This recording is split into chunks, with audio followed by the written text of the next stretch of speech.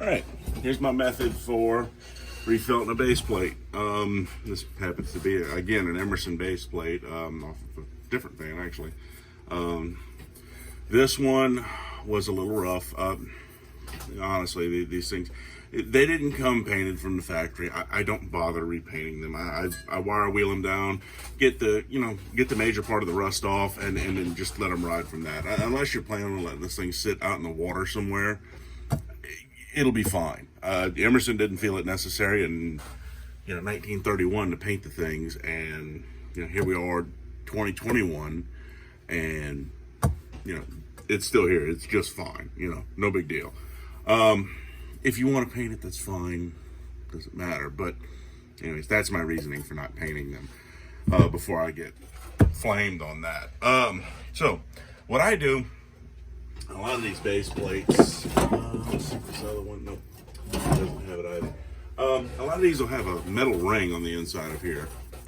And that's what originally they used to hold the felt to the base.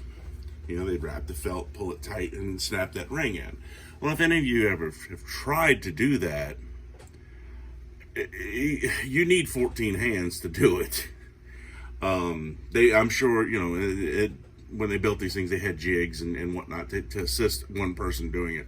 But as one person, it's very, very difficult to do it with the ring. So what I do is I take that ring and toss it in the garbage. And I use hot glue.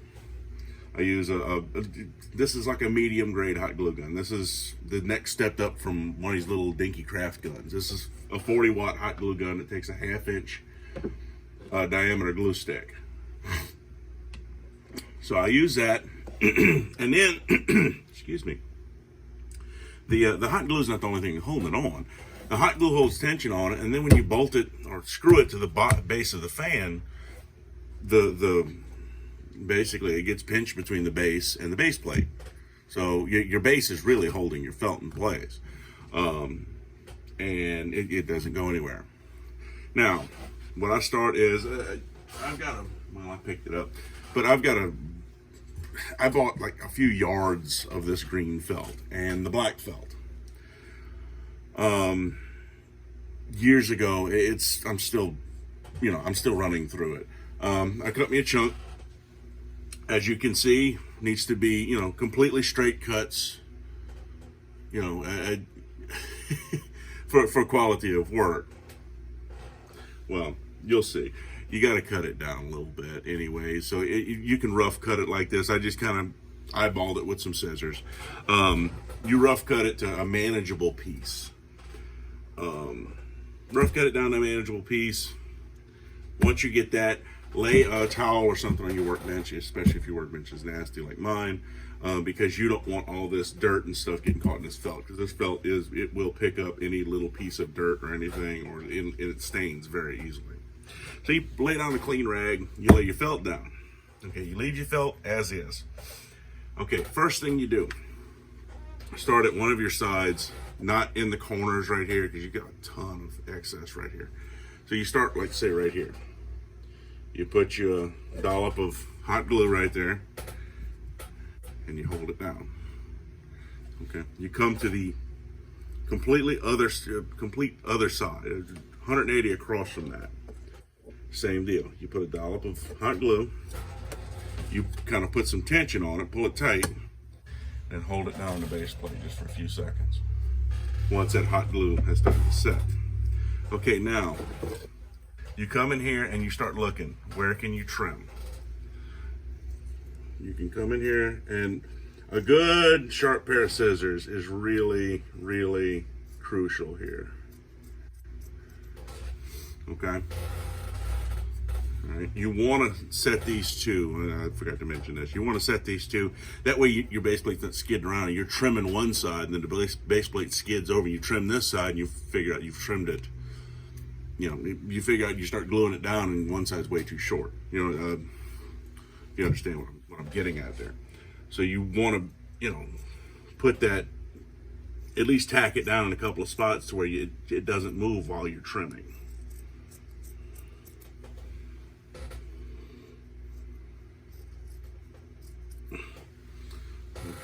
And I know, any of y'all that are restored fans have seen the pretty little pie cuts the manufacturer would put, or a lot of manufacturers would put on these things to put the felt. Well, we don't have any of that here. I don't have the patience to sit here and make little pie cuts all the way around this base plate. So this gets the best I can do, which honestly, the rough parts of it you're not going to see. It's going to be inside the base, so it'll be fine. The outside product, that the outside appearance of the product is identical. Okay, another dollop, 90 degrees out. Hold it. Okay, and you're going to have a lot of that, a lot of strings. Okay, 90 degrees again. And once you get these four corners done, and your felt is good and tight on that base plate, okay. So yeah, your felt's good and tight. You see, I've already got dirt on there. Your felt's good and tight, smooth on the bottom.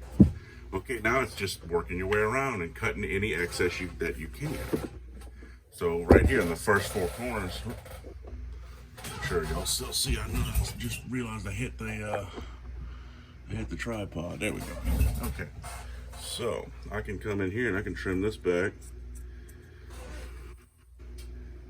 You want to keep excess down here to a minimum. I mean, you really don't want it bunching up as much as possible.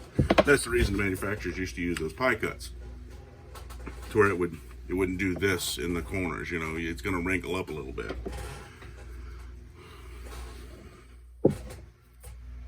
Okay, that should be good. So you just work your way around then. You put your little strip of glue and you hold it down. And I didn't come up with this method myself. This was taught to me by another fan collector, and it basically revolutionized the way I did base plates. Because as a younger man, as a kid, when I first started restoring these things, and my quality of work was awful. I have some examples of what I did when I was younger upstairs, and I mean, my go-to wasn't even felt. I used to just cut a round piece of rubber and glue it to the bottom of the base plate, which, I mean, was awful. I'm ashamed I did that, but I was 10, 11, 12. I didn't know any better. And then you go to the opposite side and do the same thing. A little bit more hot glue. And then the whole time you're wanting to pull. You put a little tension on it and lay it down. Come in right here, put a little tension on it, lay it down. And you want to make sure, right at this edge is the only place you're going to really run into issues with possible wrinkles. So you make sure you're not laying a wrinkle in this edge. Okay. Yes. I'm going to draw back the hot glue right there. All these little stringies. Okay, let's see. Got a little. And I'm sure there's people out there that say I'm doing this wrong and, should be using the ring and using, original manufacturers' methods and whatnot. Yeah, that's fine. That's their opinion. That's the way they do things. Hey, more power to them. They want to sit and fuss and fight with that ring, they can have it. I'm not going to. Not to mention, I mean, the fans I work on, I don't have high dollar per se stuff. I've got, mainly commoner fans, 20s to 50s era stuff. I have a few older things, a couple of rare fans, but nothing, nothing worth thousands of dollars. I keep it simple. At the end of the day, I'm working on a fan that's worth, maybe $200 restored, completely restored. So I'm not gonna I'm not gonna give it a $600 restoration. You know, I'm not gonna go painting it with car paint. I use rattle cans. I mean, I have for years. I use good quality rattle can paint, and I'll tell you this, I might make a paint video here, but the secret to a good paint job, I mean, is not the product, it's the prep work. Anyways, I'm getting off on a tangent there. But yeah, so I mean, that's pretty much your finished product as far as putting the base plate on. And you see how easy that was. No muss, no fuss, however they say that. Now, something I've started doing as of late, and it's kind of tricky. You see, you got these two divots right here for your screw hole. It's always a pain to run that screw through there. You pop a hole in it, and either the felt starts wrapping around the screw, and it makes it a pain, or you cut a slit in it, and the screw passes completely through, and it just doesn't look right. So what I've done a couple of times in the past, and I'm going to attempt to do it here, I haven't done it in a while, is you find that hole, and you take your, well, you see, I think I would do that from the other side. You find that hole, okay, you make your little divot, and you take a pencil type soldering iron, and you just melt your little hole. Now, using that method, it keeps that felt from fraying. You know what I mean? It doesn't allow that felt to start unraveling. So then, let's see, I got my screws right here. Grab my base plate screws. Okay. Grab my waste felt and throw it away. My base plate screws. Grab my big, massive, everybody has one of these bins of random screws and hardware. And I'm going to go through here. I know y'all probably really want to watch me dig through all my crappy screws, but I should have had these laid out from the get-go. And you find a set of washers. There's one.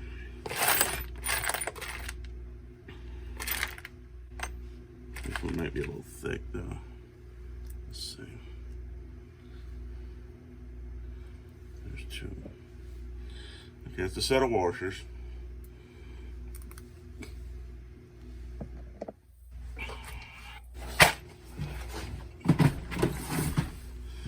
Okay, I got a set of washers.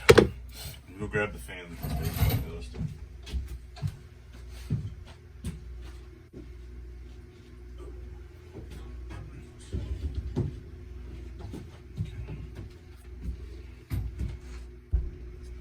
This is an unrestored fan. I just changed the head wire on it for somebody. It's not the same fan I did the head wire video on. This is a 73 648 Emerson. 16-inch.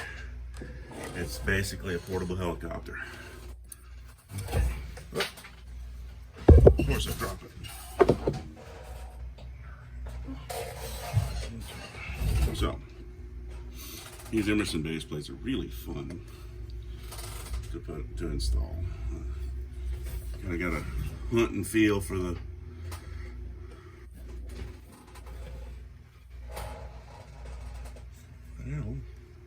that one went easy, actually. Okay, let's see.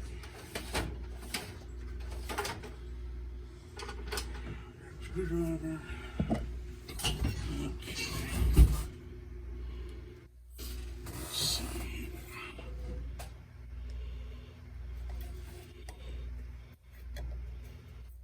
There we go.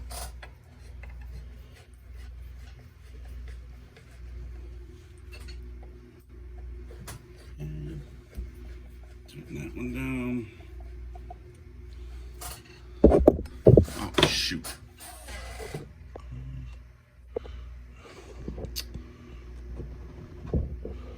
There we go. Keep hitting the tripod tonight.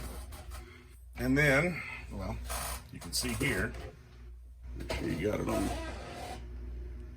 See how it looks nice underneath here. In other words, it's not, you know, all wound up or nothing looking. And once you set the fan down, one second. Let me grab y'all. Let me unplug this and fire this guy up. Once you set it down, sorry, my chair is creaky. It's old office chair from the 60s. So it groans and creaks as I move. And got you a new felt base plate.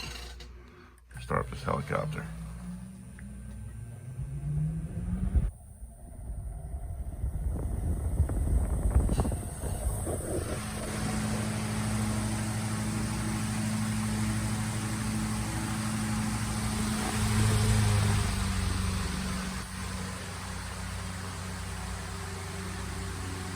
I think this fan's a 1931. But yep, that's it. That's all it is to doing a base plate. Y'all let me know if y'all want to see anything else, any other procedures for fixing up these fans. I've been doing this for a long time. I've got some ideas for some other things I want to do. It's so easy to upload YouTube videos now. I'll be doing this more and more frequently. I'm gonna probably the next few days here have a video on using this guy, which is a ultrasonic parts cleaner. A great tool. That's a video for another day, but it works fantastic for cleaning any kind of parts out. Gets in all those places you can't see. But anyways, that's the video. That's how I do it. If y'all do it a different way, hey, more power to you.